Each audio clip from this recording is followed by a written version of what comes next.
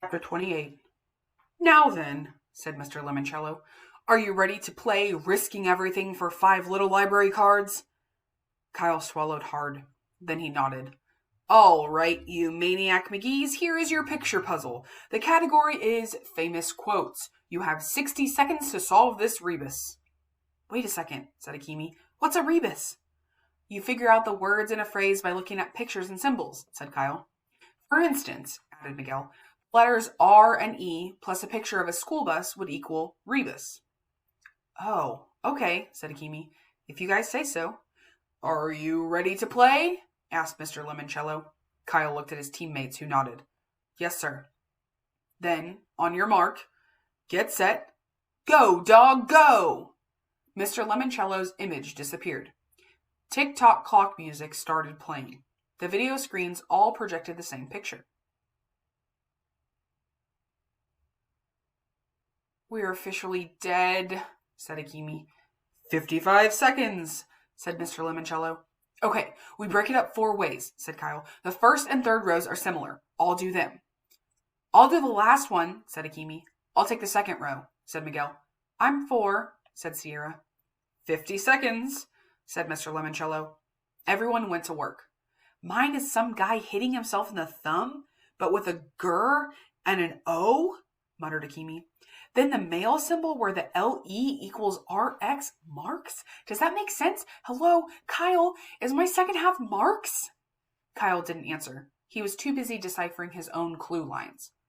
Outlet, change the let to side, he mumbled.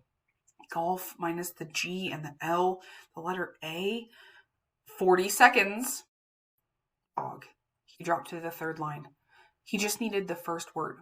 Bowling pins without the P, but add an I'd.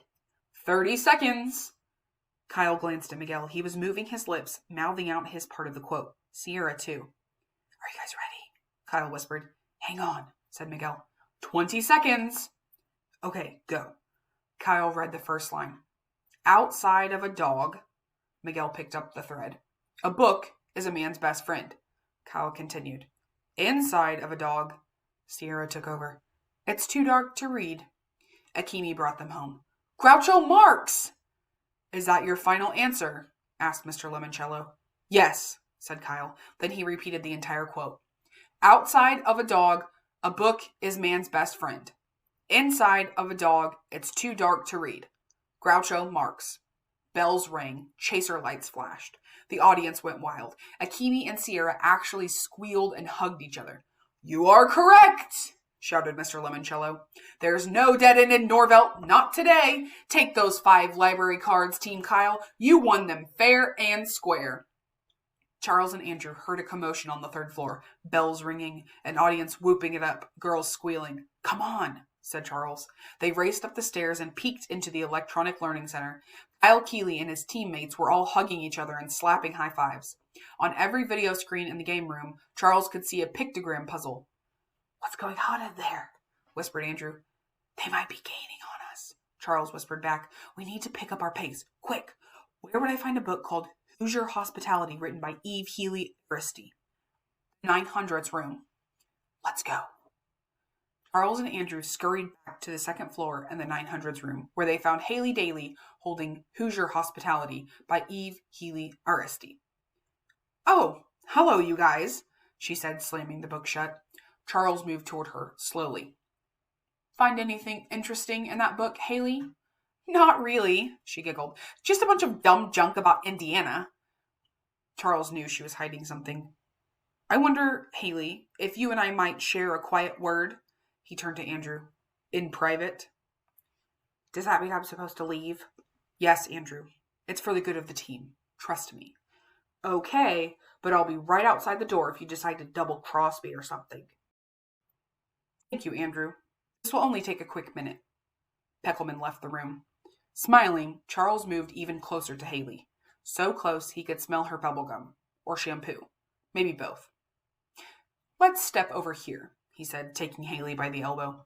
I found another fascinating book that I think you'll just love. He guided her to a spot behind a bookcase where their conversation couldn't be observed by the security cameras blinking up in the ceiling. Haley went with Charles. If he had been looking for the same book she'd just found, that meant he was playing the library escape game along a similar path. Charles Chiltington might have clues Haley could use, clues she needed. "Rumor has it," Charles whispered, "that your parents wrote your library essay for you." Inside, Haley was grinning. Obviously, Charles would try to bully her into joining his team. Fine. She'd pretend to be frightened. "What?" she whispered back, pretending to be terrified. "That's a lie. My dad just helped me with some of the spelling." "Aha! So you admit it. All the spelling in your essay wasn't your own." Okay, this was going to take more acting skill than usual. Having someone check your spelling wasn't against anybody's rules for anything. She widened her eyes, made her lips quiver. "What do you want, Charles?" "For you to join my team." "Why should I do that?" "Two reasons. One, if you're on my side, your flagrant plagiarism remains our dirty little secret. Two, I know what to do with that silhouette card you just found in the Hoosier Hospitality book." "You do?" "Oh, yes. If we share our clues, the pictures will create a phrase telling us how to find the alternate exit." Haley smiled. For real. This was working out perfectly. She'd get all their clues, and even if they all won together, Mr. Lemoncello would definitely make her the real star of his TV commercials. She had zazz. Charles and Andrew did not. "Okay," she said. "Deal.